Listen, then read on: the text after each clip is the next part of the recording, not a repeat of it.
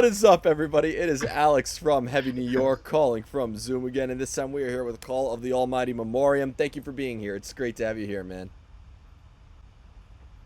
Absolute pleasure to be talking to you this evening, Alex. Good times. Absolute pleasure to be talking with you this afternoon as well. You're from the future. That's how metal you are. But it's I am in the future. but it's a very dystopian future at that. Yeah. Well, that's why you write the music that you do, right? Absolutely. Yeah. Absolutely. Yeah, but your new album, Rise to Power, is absolutely kick-ass. For people who haven't heard the full-length album yet, though, do you feel that the first singles that we heard so far, Total War and All Is Lost, is a good representation of what the entirety of Rise to Power will sound like, or is that just scratching the surface of what's to come? Yeah, I think they're a little kind of like taster of what's to come. I wouldn't say specifically, in my opinion, the strongest tracks on the album, but they're a good introduction to what you are about to receive, and may the Lord make you truly thankful. Yeah, as I say, All Is Lost, very different feel to it, and obviously one we did a video for, which is the first time we have ever done a video in my career. It's the first time I've ever done a scripted, location based, with actors and budget and things like that. So that was quite exciting to do that. And yeah, different kind of sound. And then Total War was a second introduction. But yeah, I think those two songs are strong songs. But each song has its own feel on this album, and in my opinion, there are songs on it that are a lot stronger than those two. So yeah, it's just a taste of things to come. Was the intention of this album to just make kind of like a continuation of what we heard off of Requiem for Mankind, or kind of continuing in the same vein as The Silent Vigil or To the End, or did you want this album to be its own approach and it's kind of like a standout of the Memoriam catalog? Yeah, I think that each album that we've done, we've done 5 albums now in 7 years, which is quite prolific, quite moving at a quite a fast pace, which is great. It's what we set out to achieve when we first started out doing the band. We've slowed down a little bit. The first 3 albums came out pretty quickly. We're one every year. The first trilogy of kind of like the For the Fallen, Requiem for Mankind, and obviously the middle one there, Silent Vigil. They all came out pretty much on the spot in a year's time, in 3 years. And then we hit COVID, which kind of gave us a little bit more space, a bit of enforced space to work with. So the next album, To the End, which is the last one, took about 18 months to put together. Wow. And again, this one took 18 months. It's something we kind of like took on board. They're kind of enforced isolationism, and that 18 months kind of like time span works a lot. Works well for us. It kind of gave us a little bit more opportunity, a little bit of 6 months extra to work on the pre-production style and context of what we were doing. So yeah, we've taken that on board. We are a kind of band of we like to stick to formulas and blueprints and things that work. So I think when we hit the studio with the third album, Requiem for Mankind, that was the first time we went to Parlour Studios in Kettering, where he was the legendary Mr. Russ Russell. And he has now become a permanent fixture in what we do. I don't think we'd ever... same with Dan and the artwork. These are things that we kind of like use on a regular basis and work for us. When we find things that kind of like fit into what we want to do, our formulas for success, we stick to them, and I think by album number 3, we kind of formed our own sense of identity as a band. It took a while for us to kind of find out who we were, what we were doing, and what direction we were going in. But by album number 3, I think we've done that. So each album we've done has built on that kind of formula, and each album I feel that kind of progresses in a slightly different way, in a forward way, obviously. Yeah. So this album number 5, Rise to Power, the second album of the second trilogy, is again a forward progression in the form that, you know, we've kind of like built on what we've done in the past. Last album was really strong, new drummer, which enhanced what we did. But this time round, our new drummer has been with us for over a year now. You know, last album he was with us for about 6 weeks before we sent him into the studio to record. So we didn't have much time to learn what we were doing, but he's been an active kind of part of the creation of this album. So he's managed to put his stamp and his authority on this album a lot more, which has helped us grow and develop the sound of the band. Yeah. Also, alongside that, I think that Scott, as a guitarist, is growing in his confidence and his maturity in his writing as well. So all these factors help us to develop the band and help us to grow with each album that we create. So yeah, it's all moving in a very, very good, positive direction for us. Yeah, I love what you said too, that you have that blueprint, that you have that sort of like blueprint formula that's working for you, because I've always called it the AC/DC effect in a way, or the Motorhead effect, but because, you know, if the machine isn't broken, don't fix it. As you develop this formula, does every song, has the making of every album, has it made it kind of easier in a way, or it should never be easy writing a record in a way? Is there still like, and the, you know, you go through so much and, you know, you experience so much that maybe there is subconsciously some different elements being thrown in there without you even realizing it? I mean, I think that ethos, if it's not broke, don't fix it, is a strong one. You know, something I've learned from the previous band I was in. They were very, very strong in their ethos and idealism of retaining a specific sound and a specific subject matter and just concentrating on that and not deviating from that in any way, shape or form. Openly sometimes criticised because, you know, because of that. But so I've taken a lot of that inspiration and that idealism from that and put it into the new band Memoriam that we're doing here. So we do like to have our constants in place. You know, by constants I mean, you know, having Dan Seagrave doing the album covers, having Russ Russell doing the production. So that remains a constant part of that formula. But yeah, we do like to, you know, develop the sound and change it around a little bit. We're not scared of experimenting, you know, or trying out different sounds or different tones and textures in what we do. That's something that we're quite open to do. So that kind of gives us a bit more of an open blank canvas when we're writing material. On a lyrical perspective, it's good for me because, you know, Form Band was very much specifically about writing songs about war, believe it or not. That was the lyrical content. That was the only lyrical content. With an album titled War Master, you couldn't have fooled me. Everything was war, which is fine, worked. Don't fix it. But with Memoriam, I've kind of like, you know, used that as a basis. You know, it's always going to be my standard default that I always kind of like refer to. You know, it's a standard, constant, ongoing theme that I will always explore as a lyricist and a songwriter. But with Memoriam, I've got that opportunity to explore different avenues. So, you know, I do very much explore the social political content that I write about quite regularly. You know, I'm quite not scared to get myself on the parapet and pontificate about the things that I think are important about the world that we live in, and you know, things that are good and things that are bad, in my opinion. And also, as I'm knocking on a bit, you know, reaching the autumn years of my life, I do like to write songs that are based about experience. A lot of songs that are on the Memoriam albums are about moving forward in your life. And, you know, I like songs of joy and sorrow and experience and grief, and, you know, that we all experience in our lives. So those elements are the key factors which formulate the lyrical content of what we do in Memoriam. But musically as well, we're kind of quite open to explore, you know, different themes and different tones and textures. With the last album, there's a song called Mass Psychosis, which was very, very Killing Joke kind of influence, had a kind of a pseudo kind of industrial kind of edge to it. You know, we take elements of that into this new album.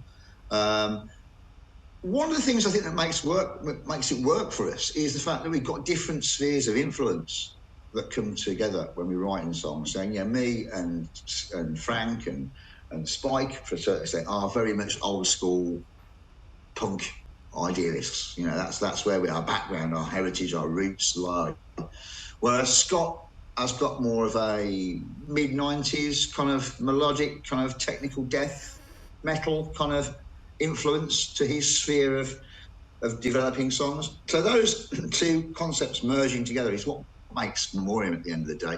And we're quite willing to take on board new ideas and learn and develop. You know, a classic example, I think, of that would be the leading song, All Is Lost. On that track, it does feature a riff, which I would have thought maybe a few years ago that would never see the light of day on a Memoriam song. There's a riff in it which is almost black metal.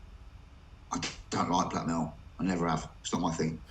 But in All Is Lost, there is a riff in there that is almost a kind of black metal riff that kind of works really well with what we do. So we're not scared of trying out and taking different influences and elements from other things and making it fit within the parameters of Memoriam as it is. So that's the thing. That's the key. We're kind of quite open to experiment and explore and try out new things. So that's the beauty of creating music and being a band, in my opinion. That's what it's all about. And we're having fun doing it.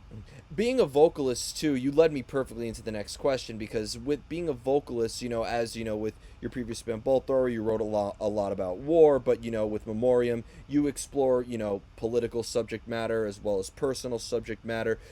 Do you think of the subject matter and that can maybe help dictate the direction of the music, or do you need to have music present before you could think of any lyrical context? Yeah. The music, it's all about the riff. You know, the riff is the key at the end of the day.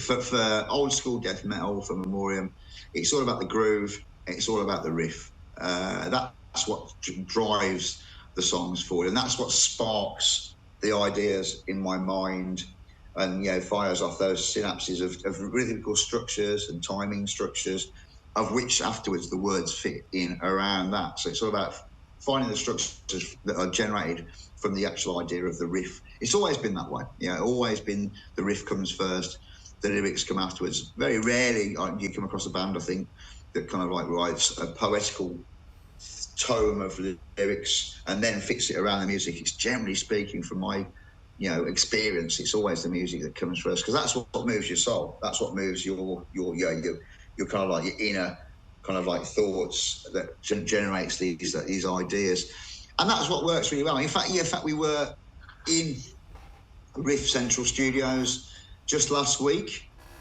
with Scott, going through all the material that he's got together for album number 6. Wow! Yeah, it was great at that point to be sitting there, hearing these kind of ideas that he's got on his hard drive.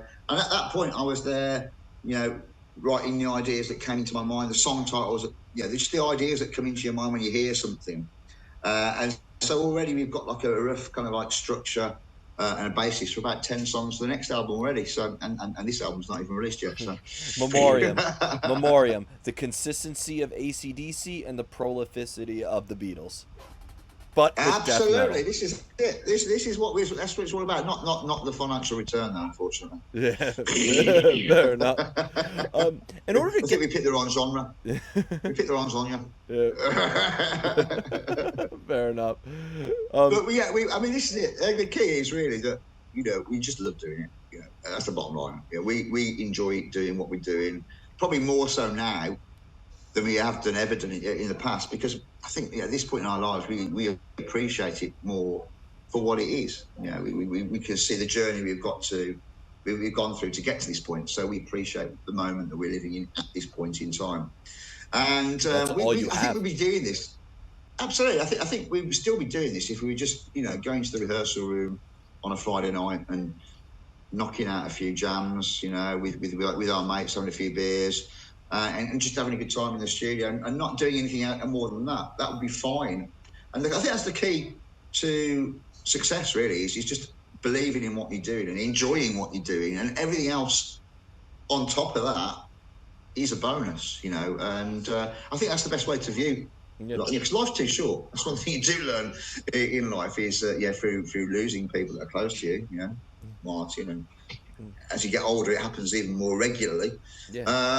So the one thing you do realise is that life is short, so you really got to enjoy what you're doing, why you're doing it, while you can, because you just don't know what's going around the corner. One of my favorite quotes of all time is "Procedure is long, but life is short." And Absolutely, so that's a good good quote, you know. And the key is if you're not enjoying what you're doing, regardless of whatever, whether you've got 3 albums, 10 albums, or you're a demo band in whatever level you're at, if as long as you enjoy doing it, stick at it, enjoy it, do it.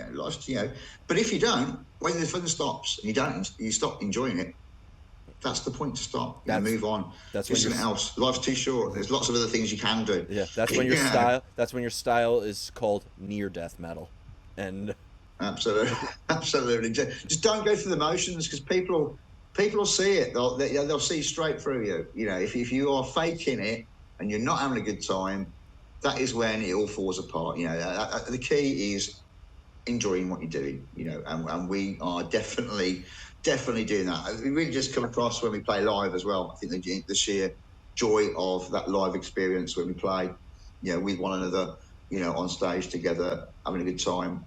That comes across, and that we feed off the engagement with the audience with that as well. So, great times. We're having a lovely time.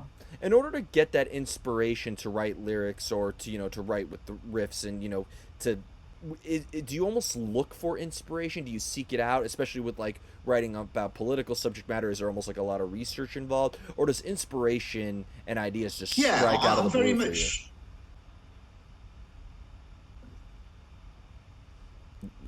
Yeah, I'm very much inspired with global events and what's happening in the world around us. I do draw direct reference. I think each album, lyrically, or each album is almost a snapshot of a specific point in time. And so, in the past, maybe I've drawn reference, on previous albums to social, political events that are happening in the world, specifically, the rise of right-wing nationalism, which I see as a global disease. Which is inspired by what's happened in America with the riots and Trump and all that shit. And also what's happening across Europe with Brexit and things like that. All these political, social events really draw reference to the things I've done in the past. Now, moving forward to where we are now in 2022, 23, the world is a very different place, and as a result, what's happening here in Europe, on our doorstep, just down the road, with the invasion of a sovereign state of Europe by a nationalistic, right-wing, fascist Russian state, is hideous, and that's quite a large inspiration in the lyrics that I've written for this new album. It's kind of ironic that, I've written lyrics about war for 30 years, 35 years, whatever. And it seems like now, at this point in time, the lyrics I'm writing about war have more relevance than they ever have done in the past, because it's happening. We are on the verge of World War III. Yeah, in Europe, right here, right now, it's happening, it's real, it's affecting people's lives. That is a major source of inspiration is what's happening in the world right now. Well, I love asking bands that address, social and political issues in their music, because Rage Against the Machine has done it, Bad Religion has done it, Ministry has done it, OTEP has done it. I just named 4 artists who sound nothing like each other. And so and Nevermind. Absolutely, yeah. So why do you feel that the style of music that you've played in all of your projects has always been the sort of best forms of expression to sort of get your point across? Yeah, I think it's got that kind of like dynamic, kind of like hard, heavy, aggressive edge to what we do. But as a lyricist, as a musician, as an artist, I think it's my position to make social comment about what's right. I think I'm in a privileged position to be able to do so. And I think that if I did not say or make comment about things that I think are right or wrong, in the world around us, then I'd be doing myself a massive injustice. And it's a position that I'm kind of like proud to be able to be to do. I don't think I'm ever going to I don't want to, or don't kind of think that I'll ever change people's perspectives or people's political opinions or ideals. And that's not what I'm setting out to do. I'm setting out to kind of like relate to people that have got the similar kind of like mindset and ideology that I have, and to kind of maybe give them strength or confirmation in their mindsets and their way of thinking. And that's all I really set out to do. I'm quite prepared to ruffle a few feathers and to piss people off if I need to do so. Yeah. But I think it's my my right and my opinion is valid and needs to be.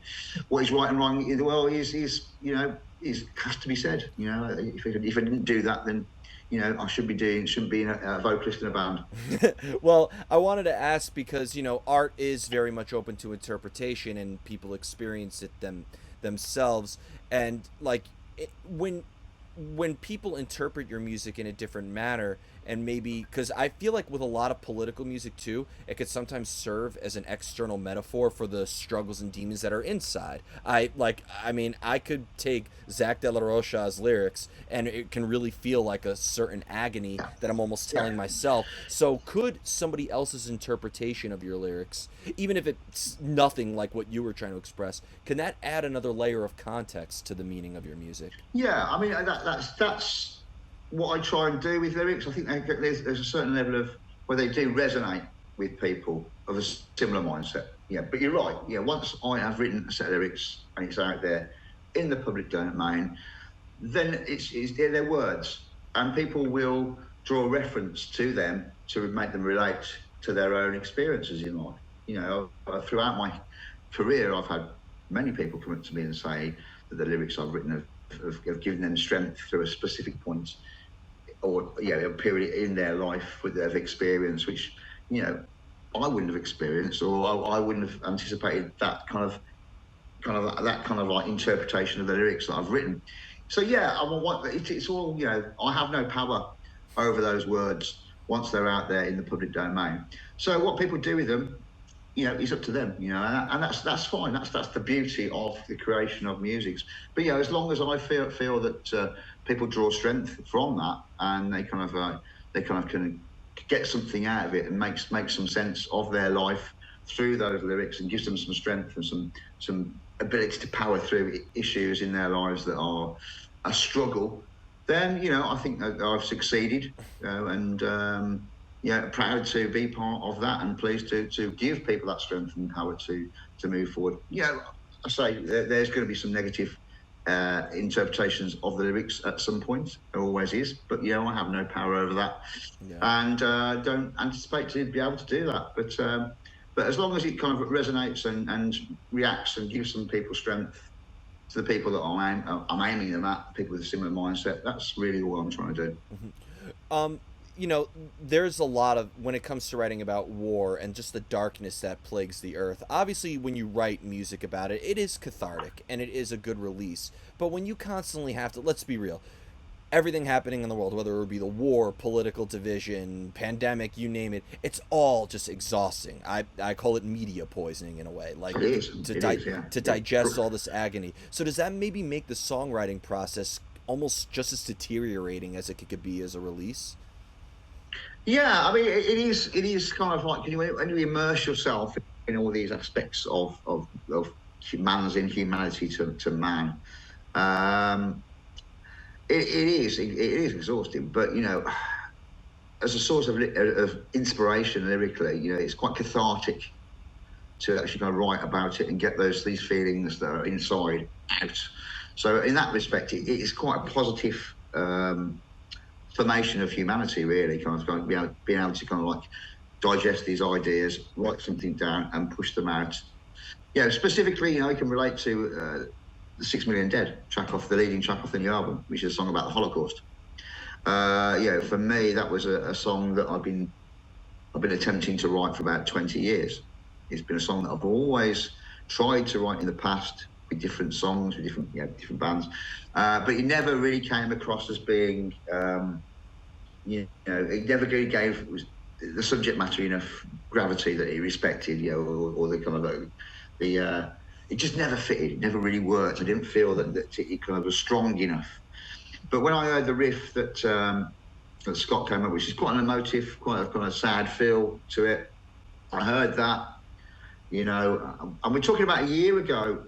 We were on the 26th of January here, and we're around about that Holocaust Memorial Day, which is a global event every year. And at that point in time, and there is now quite a lot of documentaries out there giving first-hand accounts of people's experiences from the Holocaust, which is important. I'm a third generation to see, because I'm a third generation. Because as the years go by, these people are not with us. So it's really important to keep that message alive. So I took on board all this inspiration from these first-hand accounts of what happened. From different ideas, from different spectrums of that kind of that time scale. Can I recommend? And incorporated them directly into the lyrics of that song, 6 Million Dead. And so I'm really proud that I managed to do that. It's kind of like a big burden off my shoulders, something I've been trying to do for the past 15 years, 20 years or so, and to finally get around to completing that. And it being the lead track off the album as well is something I'm quite proud of, And I think in the face of that global rise of, right-wing nationalism, where Holocaust denial seems to be a big perspective that's on the rise, I think it's really important to challenge that kind of concept and that kind of like that discourse and that debate head on. As a third generation Holocaust survivor, I do thank you for expressing that. You should check out my mom's book. She actually wrote a book about what her father went through and what she was going through as the only Jew in her town in Germany living in a post-World War II. The book is called I Didn't Kill Jesus, if you would like to check that out. Wow. Okay, you should email me the details. I'll definitely check that out as a source of inspiration. Yeah. It's shocking. The state of the world that we live in now. But as a lyricist, it's important for me to stand up for the things that I think are right. And I'm quite prepared to do that. I don't care what other people think about me. Absolutely, and as you shouldn't. In the end, art is art. And the final question I wanted to ask you, though, is when it comes to playing this energy live, because in the end, when we're at a metal show, whether it will be at, a dive bar or, wherever, like, we all are just bonding together, sweating together. And it really, I think a death metal show is the greatest representation of unity I've ever seen in my life. Absolutely. So when you're playing live, obviously, it's important for you and maybe in between songs to say what this song is about and this song is a fuck you to this or whatever. But in the end, when we're playing all this material together, is the anger that drives the lyricism of your song, does that almost go away when we're just all in the company of each other and maybe the subject matter that drives it kind of doesn't exist? It does. It does. I mean, I think the sheer joy of live performance often take, and a few beers as well, often takes over the kind of like the aggressive edge. And I think to a certain extent our audience are very much, majority of our audience are very much of the same age group as us as well. So they've grown with us, they've developed with us, and they're almost like family more than fans. We say we view them as equals and with ultimate respect. I always say, the gigs we play, we're only ever as good as the audience we play to. If we get kind of respect and kind of like feedback from the band, we feed off that. They feed off our encouragement, our enthusiasm, and our joy of being able to do this. And that's the key. I've been doing it for such a long time, and we just enjoy that opportunity to be able to do it. And that chemistry that's on stage between the different band members, you can't make that up. You can't buy that kind of like that feel of what it's about. That sheer feeling of joy of being on stage and performing is something that's euphoric. It's something that's very hard to describe if you haven't done it, and it's kind of like a massive drug. It's great. It's really hard to give up. But we that's something we live for. That 45, that hour when we're on set, playing our music is just like a magical moment, and I think the magic of what we do and the way that we engage with each other and the way we engage with the audience, and we don't take ourselves too seriously. I think that's key. We do have a good time and we enjoy ourselves. People feed off that. People get off that. They understand that, and they know where we're coming from, and they enjoy that, and we enjoy them enjoying it. And that's what makes it so special, and we're looking forward to getting out there and doing some shows in 2023. We did quite a few last year. We're not a band that's ever going to go and do an extensive 30-date European tour or American tour, whatever. We're not a touring band. We pretty much do gigs that we select to do on our own, of our own choice. Again, something with an ethos that I've taken from the band I did previously. We are selective in the gigs that we choose to do. We do it on our own terms when we want to do it, and because of that, we enjoy it all the more. You keep them wanting more, and that's what matters the most. Keep them wanting more, and that's it. We don't overdo it. We just do what we want to do when we want to do it on our own terms, and that's what works, and that's what makes another blueprint in the formula of success. Definitely. Well, Carl, thank you so much, everybody. We are here with Carl of the almighty Memoriam. Be sure to check out their brand new kick-ass album, Rise to Power. It is absolutely awesome, and be sure to check out every album before To the End, Requiem for Mankind, and so much more. And we will see you next time on Heavy New York.